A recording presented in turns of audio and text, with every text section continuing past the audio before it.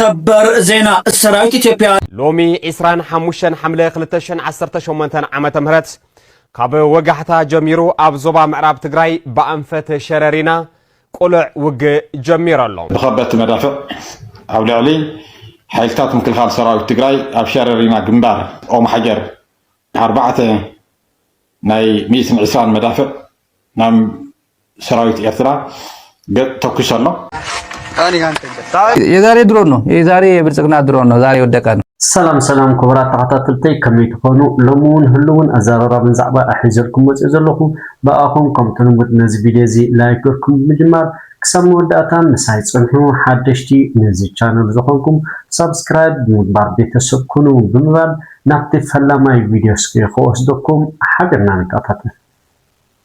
አማንጎ ሰራዊት ኢትዮጵያን ሓይልታት ትግራይን ከቢድ ውግእ ይካየድ ከም ዘሎ ተገሊጹ አማንጎ ሰራዊት ኢትዮጵያን ሓይልታት ትግራይን ኣብ ካብ ሸራና ውግእ ይካየድ ከም ዘሎ ዝተገለጸ ኮይኑ ሰራዊት ኢትዮጵያ ብናይ አጋር ሰራዊት መካናይዝን ድሮናት ዝተደገፈ ኩናት ኣብ ካብ ሸራና ምስ ሓይልታት ትግራይ ይካየድ ከም ዘሎ ተገሊጹ እቲ ምትካዕቲ ኣብ ልዕሊ ሰራዊት ሱዳን ውን ተወሲዱ ከም ዘሎ ዝገልጹ እቶም ናይ ትግራይ ምንጭታት ኩናት ምኽፋቱ ከም ዘረጋገጹን ናብ ካልእ ክፋላት ከልሕም ከም ዝኽእል ምግላጾምን ክፍለጥ ተኻኢሉሎ ብዛዕባ ሎም استجمر أمانغو سرات إثيوبيان حيلتات تجرين استجمر كبير وجه زملكات منجست كل التجري حجة كرم دقائق مجلس زوج أخوينو منجست كل التجري زوج أو مجلس كم صعب كم ببالكمية جنوسايدر والكمال آخر سرعات بالسجنة حزب تجري المصنات ككايدو صنحة كل ما داو كبان عصوان بدرون تلا أختن عتقاتن كبصح صنحة متكعته نابزل على بالرخاء بموساد لوم عسران حمشت حملة كلتشن 10 شمانتان كوجه حتى جميرو أبزوم عرب تجري بأنفت شرارينا كل عوج جميرو الله السرعات ناب سلطان كبزمت جميرو قبل الحزب تجري جنوسايد أويجو كلهم عينتات عالم الأخوة جبنات زفت زمن عام في صنحة خوينو دحر مفرام سمع بريتوريا وانتقنا حزب تجري نمبر كاخن مبتان كابزل لوا كتر بهاجة تبجيسو زتفر عليه وديتات كبان عصوان وتهدرام الكراوات كجبر دحر بصناح داقم تجري نمورارن حزبنا منبر كاتبجسو وسيدو وج خفيتلنا الله سلزخنا أبوشتن وصانة تنبر حزب تجري كلهم حيلتات ستا تجري بهران حيلتاتن تقالستن تجري سبيل محاورات تجري تكالات هيمانوت تجري كالو زملكاتكم أكلاتن بهراو هلونا نمرقاس أبز كيد فتحاو كالسة زباتنا بهراو برساتيلكم لما ون كم تمالة مستنكراو تاريخ نمسرح كتدالونا صوعنا اتتجمير زولو داقم ورارن سنتاتن زملكاتو معبالتات ببقوانو بزملكاتهم أكلات زاد الله مبرهن مجلسن زوهاب مخانو نفلت بز أقاطامه حزبنا قبوع تنكاغتات نخقبرنا التحساسب محبر السبع عالم جنوسايداو والكمالاخن سرعات بالسجنا أبزوا والعواز بالوكينات كسعب زخ المزاز جنزابك وسدي قبع كبل اتمجلس زازيمو اوكي بطعمي محزني ننزل كا فيديو فتسرح من بطعمي حلنا هاي زي ابيكا مغنياتو ننصبو انتزخون دامبر كابتمالي اتحيز سميعيو يقداس كسمع وي كتسمعو سلازقباكم ترايل امصيبر دس يلك አይኮነን እዚ ቪዲዮ እዚ ተሰረህ ማለት ደስ ዘብል እንተዝኸውን ንጽቡቕ ነገር ክኸውን ከሎ እዩ በጣም ደስ እንዳበረካ ቪዲዮ ተሰርሑ ካብዚ በመቀጻሉ ንስከ ብድምጽ ወያነ ዝተረጋገጸ ሓደ ቪዲዮ ሎ ንሱ እንታይ ይዝብል እቲ ጋዜጠኛ ለከ አፕትማሊ ከም ዝተጀመረ ኩናቲ ብትክክል ዝገልጽ እስኪ ቅድሚ ዝኾነ ነገር በባለይ ናእኾስተኩም ሓገርና ንከታተል ኣብ ህሉ ኩነታት አመልኪቱ ካብ መንግስት ትግራይ ዝተወሃበ መግለጺ ጆኖሳይዳውን ውልቀ መላኽን ስርዓት ብልጽግና ህዝብ ትግራይ ንምጽናት ካይዶ ጸንሐ ኩሉ መዳው ክባን ዕጽዋን ቢድሮንን ተላእኽቲ ዕጥዋትን ከብጽሖ ጸንዐ መጥቃዕቲ ናብ ዝለዓለ ብራኸ ብምውሳድ ሎሚ 25 ሐምለ 2018 ዓመተ ምህረት ካብ ወጋሕታ ጀሚሩ ኣብ ዞባ ምዕራብ ትግራይ በአንፈት ሸረሪና ቁልዕ ውግ ጀሚራሎ እዚ ስርዓት ናብ ስልጣን ካብ ዝመጽእ ጀሚሩ ኣብ ልዕሊ ህዝቢ ትግራይ ጆኖሳይድ ኣውጁ ኩሎም ዓይነታት ዓለም ለኻው ገበናት ዝፈጸመን ኣብ ምፍጻም ጸንሐን ኮይኑ ድሕሪ ምፍርራም ስምምዕ ፕሪቶሪያ ውን እንተኾነ ህዝቢ ትግራይ ንምንብርካኽን ንምብትታንን ካብ ዘለዎ ኩቱር ባህጊ ተበጊሱ ዝተፈላለዩ ውዲታት ክባን ዕጽዋን ወታደራዊ ምቅርራባትን ክገብር ድሕሪ ምጽናሕ ዳግም ትግራይ ንምውራርን ህዝቢ ንምብራስን ተበግሶ ወሲዱ ውግእ ከፊትልና ኣሎ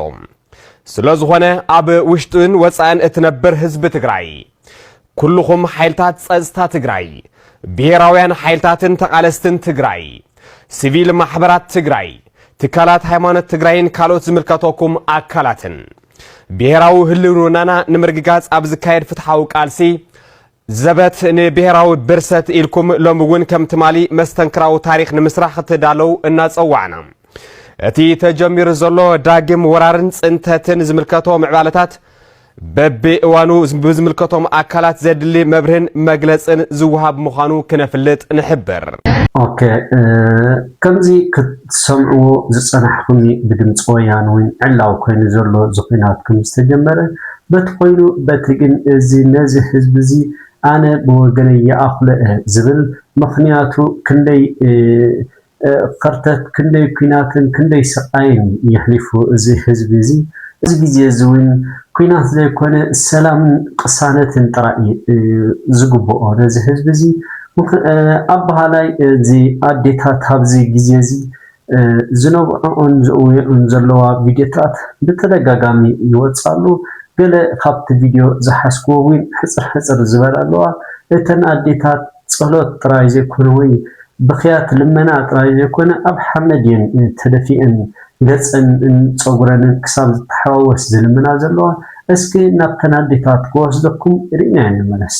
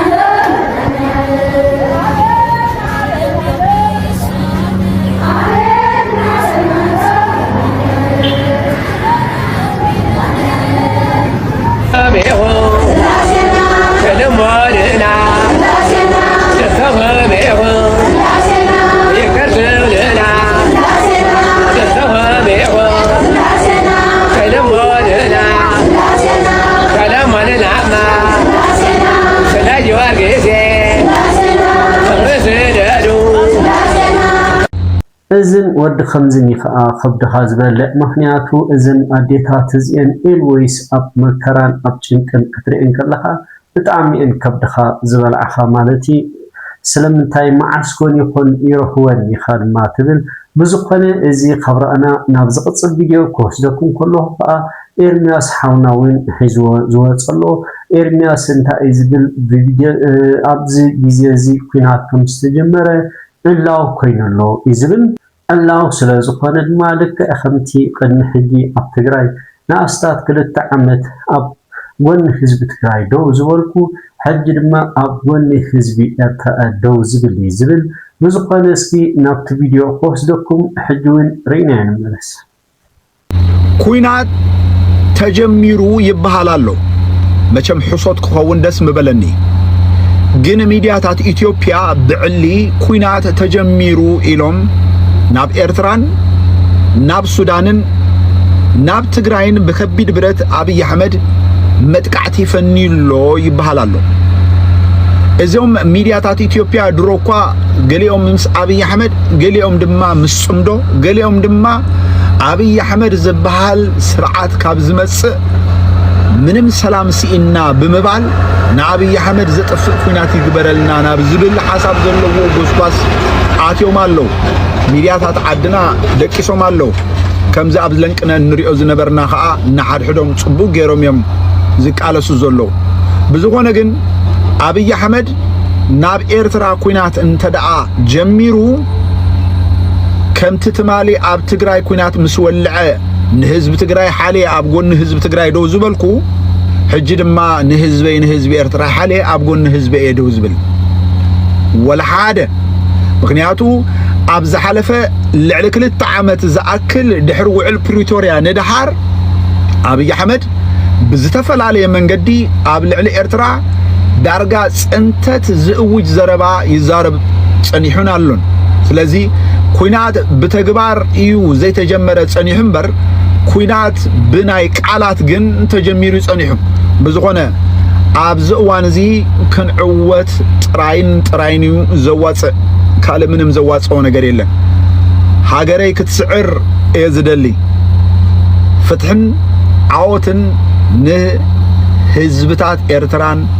ህዝብታት ትግራይን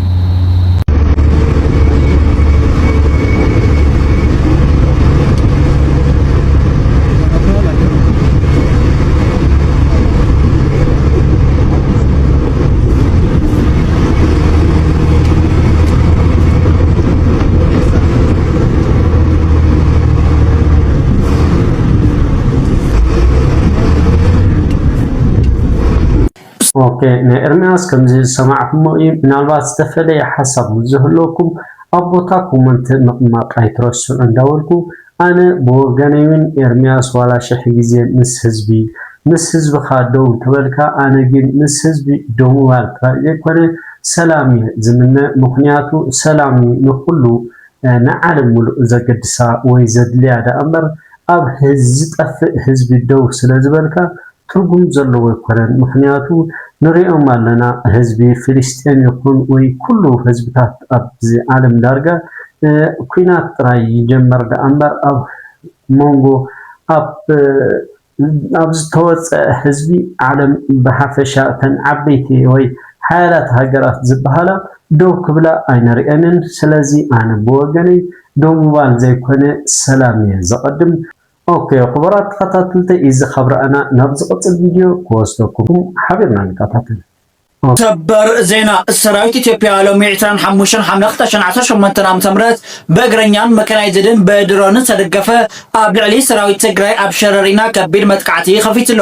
በተመሳሳሊ ድማ ኣብ ደቡብ ሱዳን ኣብ ልዕሊ ሰራዊት ሱዳን መጥቃዕቲ ከፊትዩ እቲ በሰራዊት ኢትዮጵያ ተጀሚሩ ዘሎ ውግእ ናብ ካልኦት ኩሎም ግንባራት ክሰጋገር ከም ዝኽእል ድማ ዝተረኸበ ሓበሬታ የመላኽት اوكي خبرات تخططلتي نزي زتحازوين ارغاي حونا مالتي ابزي لما عن ابتمالي نيمشت بموصا حدا حصر زبله مدرس ميعلو ارغاي حونا انتا يزبلا مغلصيو بتخكل كوينات جميرلو ولا نحنا كوا حزبي سراوي تግራይ مالتي ات كله زغورو زنبرم بمدافع خن بعبيتي اصفارات توكسي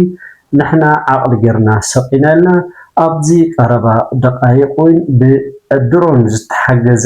دبداب جميرو إزي كم زبل زلنا هزبي كفلت سلزلو زبل معاس زترايلو أرجاي بأنفت حجروين 4 كبتي برت مالتي ناب إرتا ناب سراويت إرتا توكسي زبل مزقنسكي نقتمل فيديو خوصدكم حجوين لكتاتر لما أنتي ساعة 11:45 دقيقة بخبة مدافع أو لعلي حيلتات مكل خال سراوي تجراي أبشر رينا جنبار المعراب بخبة مدافع خديب صاني حنا إذا دبدا زي حيلتات مكل خال تجراي بتعق السن بتمناني كافة صانيهم هذه سكيل اب بمقدار ناي اغرينيا منقساسو نجمير الله اتخالي بدرون كلمي 10 دقائق اكاوتات تكون كلتا درونات قبل على سراويتنا يتكسا خمد الله تحاده حزبنا خفلط الله كومون عالم كتفلط الله قداي سلازخوني ازي كم حال حواليتا كوسر الله وزير امنت علني اتخالي حازي دحيو كلمي 12 ناكوابي 12 فرقا ابيلو دمان انفت او محجر ابيلو خوابي 4 ناي 120 مدافع نام سراويت ايرترا توكش الله اوكي نبتنا موداتا مدب قدم خادي استديني حزو زوص حدش حبايتالو اب سوداناويان مالتي اب نايلومي فينات درون كم زودق يزحبر اسكي نابتمل فيديو خوص لكم حابرنا نكتاتل أنا قاعد تقدر تعالي أنا قاعد تقدر الله أكبر الله أكبر هش فينا والله الله لازم زردي والله الله أكبر الله أكبر الله أكبر عليكم ثاني تعالي صوري ثاني تعالي إيه لم تعودنا الله يفجر ثاني الله يفجر بس الله يفجر በሄደበት የኢትዮጵያ ድሮን አሁን የዛሬ ድሮን ነው የዛሬ የብልጽግና ድሮን ነው ዛሬ ወደቀ ነው ሱዳን ነው የወደቀው በሄደበት ሰውየው ኮንቬንሽን ሴንተር ስለ ሰላም ይሰብካል ጎረቤት ሀገር ሄዶ ድሮን ስልክ ተወርቆ ይወርቅበታል እንደምታዩት አብይ የህወሓት ቀደገደብ ቢያከብር ጥሩ ነበር እኔ ማስበው እሱ ነው የትግራይ ጥንካሬ እየጨመረ ነው የትግራይ ጥንካሬ ትንሽ ልገምለት ብዬ ነው የትግራይ ጥንካሬ እየጨመረ ነው ኦኬ خبرات ተከታተልቲ እዛ خبرنا ነብተነ መወዳእታ መደብ ወስደኩም ከለኹን ሓደ ሓውና ብዛዕባ ህሉ ኩነታት ናይ አሜሪካንን ኢራንን እስራኤልን ዝዛረብ ንሱ ኣብ መግለፂኡ እንታይ ዝብል አትስ ናታንያሁ ናይ እስራኤል ሓላፊ ማለት ናብ አሜሪካን ክበጽሕሉ ምስከደ ኢራን ኣብቲ እንኮ ኣገዳሲ ቦታ ሃሪማላ ዝብል ብዙኾነ ናብቲ ሙሉእ ትሕዝቶ ክወስደኩም ሕጂ እውን ሓበርና ንከታተል ናይ ኩናት ገበነኛን ብዓለም ለኸቤት ፍርዲ ዝድለን ናታንያሁ ነቲ ተለኣኺኡ ዝነበረ ግርሃም ዝበሃል ሰብኣይ ንክቐብርን ብኡ ኣቢሉ ከኣኒ ምስ ሕጂ ተለኣኺኡ ዘሎ ትራምፕ ብዛዕባ ኩናት ናይ ኢራን ክዝትን ናብ ኣሜሪካ ኣብ ዝኸደሉ ኢራን ብሃንደበት ኣብ ልዕሊ ማዓስከራት ኣሜሪካ ኣብ ጆርዳን ዝርከብ ብርቱዕ ዝኾነ መጥቃዕቲ ኣካይዳ ማለት እዩ እዚ ማዓስከራት እዚ ንምንታይ እዩ ዘገልግል ነይሩ ዓሚ ኢራን ናብ እስራኤል ሚሳይላት ክትንኩስ እንከላ ኣብዚ ጆርዳን ዝርከብ ማዓስከር ናይ ኣሜሪካ ካብኡ ዝትከስ እዩ ደፍሽሎ ነይሩ ማለት እዩ ንኸይሓልፍ ናብ እስራኤል ንኸይሓልፍ ናይ ኢራን ሚሳይላት ብብዝሒ ዘፍሽሎ ዝነበረ ካብዚ ማዓስከር እዚ እንዳተተኮሰ እዩ ማለት እዩ ካብዚ ናይ ጆርዳን ሎሚ ለይቲ ኢራን ብጣዕሚ ከቢድ ዝኾነ መጥቃዕቲ ገይራ ደምሲሳቶላ ማለት እዩ ሕጂ ኢራን እንታይ ተረዲኣ ኣላ ቦስ ወይ ከዓ ሓለቓ ኣሜሪካ ዘይኮነሲ እስራኤል ምዃና ተረዲኣ ኣላ ማለት እዩ ቅድሚ ሕጂ ንኩላህና እንታይ ድመስለና ነይሩ ኣሜሪካ እስራኤል ትበሃል ኩርኩር ብገመድ ገይራ ኣሲራ ናብ ኢራን ገጻ ውህውሕ ትብል መስለና ነይሩ ሕጂ ግን እስራኤል ኣሜሪካ ዝበሃል ዓብዪ ከልቢ ኣሲራ ንኢራን ውህውሕ ከም ትብላ ተፈሊጡ ስለ ዘሎ